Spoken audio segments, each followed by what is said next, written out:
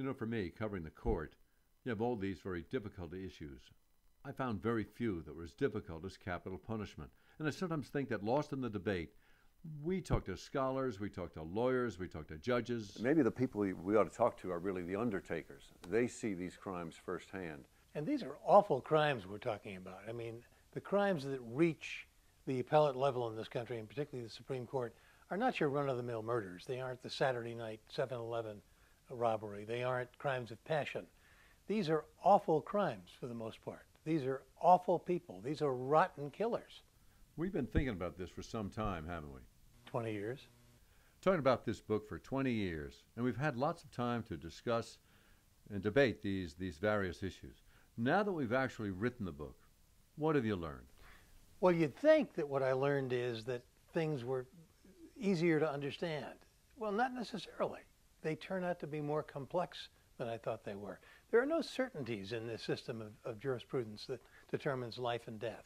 There are so many variables, there are so many subjective factors that what I found more and more fascinating as we got into it is how complex, how rich in detail each of these cases were and how different each one was. I found that the more I studied capital punishment, the more uncertain I was about what the answer is. The smartest men in America have tried to figure out for more than 200 years how to properly deal with terrible crimes in this country. What crimes are punishable by death? And near as I can figure out, the smartest men in America haven't figured it out yet.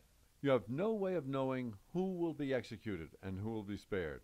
That kind of system reflects badly. I mean, it's not about the criminal. It's not so much about the crime. It's about us administering punishment and whether we can do that fairly and consistently. What struck me in doing the book, and what I hope the reader will appreciate, is how interesting and fascinating some of these stories are, both on the crime side and the legal side. I mean, we, in digging into these terrible crimes, have discovered details that will give people who are against capital punishment great pause. Maybe these murderers deserve to die. In covering the legal process, we've discovered flaws that may cause readers who believe in capital punishment to think twice about the way it's administered. And as far as I'm concerned, if we get readers thinking either way, if we get them thinking in ways they hadn't thought before, if these stories and these cases stimulate debate and interest, then this book will have succeeded. And I think we both agree our purpose clearly was not to persuade, but rather to inform.